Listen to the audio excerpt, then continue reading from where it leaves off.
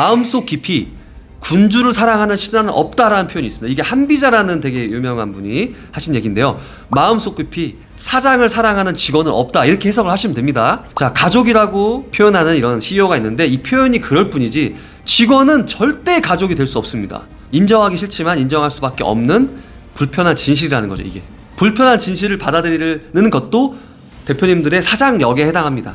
그러니까 무슨 말이냐, 내가 직원들을 탓하고 그 사람이 나를 배신했다고 생각을 하고 있다면 좋은 직원을 채용할 수 있는 거를 내 스스로가 막고 있는 단계가 되는 겁니다. 직원들을 믿으면 믿을수록 상처를 많이 받는 거예요. 근데 그것과 직원들한테 잘해주는 건 다른 개념이에요. 직원들한테는 잘해주세요.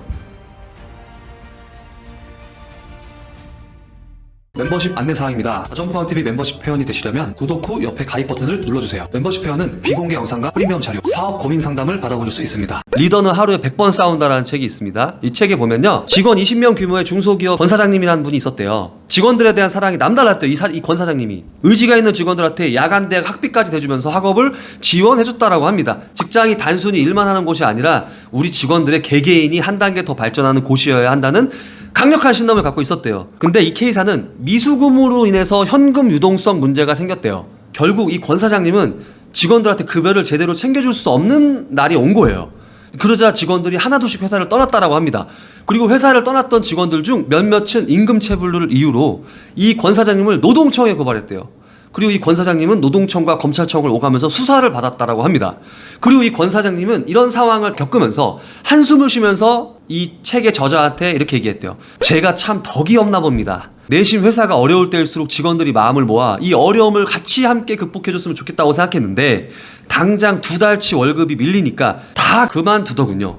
자, 알고 봤더니 저를 노동청에 신고한 그 고발하는데 앞장선 그 친구는 제가 가장 믿었던, 제가 가장 아끼던 그런 직원이었어요. 근데 실제로 여러분들의 사업이 어려워지면 가장 내가 믿었고 내가 가장 챙겼던 사람이 나를 먼저 떠나거나 나를 먼저 배신합니다. 이게 현실입니다. 저도 그걸 경험했었고 이게 어쩔 수 없습니다. 근데 이게 배신이 아니에요. 왜냐, 사업을 잘 못해서 그런 상황을 만들었기 때문에 그 친구가 나한테 이런 행동을 하는 거예요. 왜냐, 제가 얘기했잖아. 우리는 이득의 관계라고. 이득을 주고받을 수 없는 단계가 오면 그 사람은 내 곁을 떠나는데 그 이득을 월급을 못 주는 단계였잖아, 이거는. 그러니까 더 심각하게 고발을 앞장서죠. 자, 그래서 이 책에서는요, 마음속 깊이 군주를 사랑하는 신하는 없다라는 표현이 있습니다. 이게 한비자라는 되게 유명한 분이 하신 얘기인데요. 마음속 깊이 사장을 사랑하는 직원은 없다, 이렇게 해석을 하시면 됩니다. 돈보다는 사람 때문에 더 상처받고 힘겨워하는 사장님들의 모습을 여러 번 봤었다라고 합니다. 이 권 사장이 느끼는 심리적 공허함 역시 회사의 부도보다는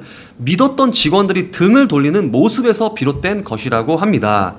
자, 가족이라고 표현하는 이런 CEO가 있는데 이 표현이 그럴 뿐이지 직원은 절대 가족이 될 수 없습니다. 월급이라는 이익이 없다면 직원들은 회사와 관계를 맺을, 우리 매장과 나와 관계를 맺을 이유가 없기 때문입니다. 이게 제가 한 얘기가 아닙니다. 이런 내용들이 도발적이지 않은가라고 나와 있어요. 근데 사실 현실이에요.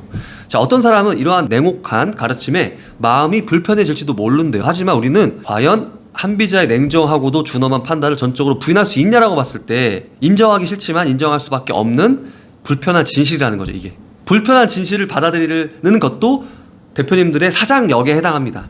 이런 불편한 진실을 받아들이세요. 빨리 받고 빨리 인정해버릴수록 좋습니다. 자, 이익에 따라 움직이는 것이 인간의 본성이라고 그냥 빨리 받아들이세요. 리더는 외롭고 고독한 존재라고 하는데 모든 책임을 떠맡아야 하는 사람이라는 측면에서 그렇지만 직원들에게 리더와 같은 마음으로 고민을 나누어 짊어지는 것을 기대할 수 없다는 측면이 있겠죠. 사마천의 사기에 나온대요. 살아있는 자가 반드시 죽는 것은 사물이 반드시 이른 바요. 그러니까 나이가 들면 인간은 다 죽는 게 당연한 이치라는 얘기죠. 근데 부귀할 때 선비가 많고 빈천할 때 친구가 적게 되는 것은 지극히 자연스러운 바이니 어쩔 수 없는 일입니다라는 거죠. 그러니까 사장님들이 높은 관직의 직위를 잃었을 때 식객들이 모두 떠났대요. 근데 떠난 것을 두고 이제 와서 그들을 원망하는 건 적절치 않다라는 거예요.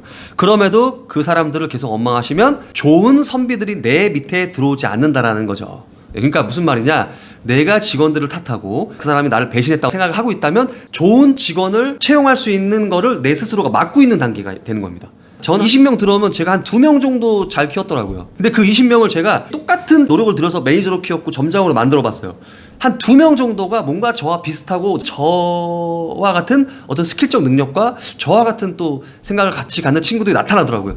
그러면 된 거예요. 근데 중간에 누군가는 막 나갔을 거 아니에요. 또는 별의별 일들이 많이 있었을 거 아니에요. 근데 제가 그럼에도 불구하고 새로운 직원이 들어왔을 때는 그런 건 다 잊어버리고 이 친구한테 최선을 다해서 우리 매장을 책임져줄 애야라고 똑같이 교육을 시켰겠죠. 그렇게 20명 하면 2명 남습니다. 그러면 된 거예요. 그 2명이 저의 모든 거를 다 관리해주고 조직에 괜찮은 직원들을 키워내기도 하고 제 시간을 많이 만들어주기도 하죠. 채팅창에 보면은 그런데 유튜브에서 사업에 성공한 성공 스토리들과 책들에서 무슨 자선 사업처럼 사랑으로 했더니 그거는 이제 그분들이 더 이상 결핍이 없어서 그런 거야.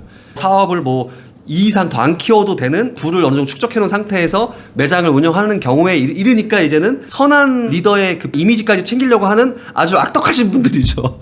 실제로 모든 게 다 갖고 있기 때문에 마음도 여유로워졌을 거고 옛날에 진짜 날카롭게 하이에나처럼 뭔가 사업을 했을 때가 있었겠지만 지금은 진짜 실제로 여유로워서 그런 말들을 하고 있는 거니까 그렇게 받아들이시면 됩니다. 나쁘게 볼 것도 없고 차라리 그런 말을 하는 유튜브를 보면은 그걸로 결핍을 삼으세요. 나도 저렇게 돼야지 그냥.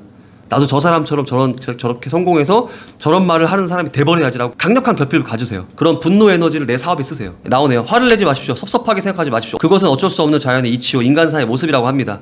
직원들이 이익에 따라 회사를 떠나는 모습을 보며 배신감으로 괴로워하는 대신에 처음부터 인간의 본성이 그러함을 알고 직원들을 그냥 대하면 된다. 그 제가 아까 앞에 얘기했죠. 제가 직원들은 믿지 말라. 하지만 직원들한테 잘해주라. 이렇게 얘기했잖아요. 직원들을 믿으면 믿을수록 상처를 많이 받는 거예요. 근데 그것과 직원들한테 잘해주는 건 다른 개념이에요. 직원들한테는 잘해주세요. 자, 마음속 깊이 군주를 사랑하는 신하는 없다. 이익에 따라 움직이는 것이 인간의 본성이다. 이 두 문장만 잘 기억하시면 됩니다.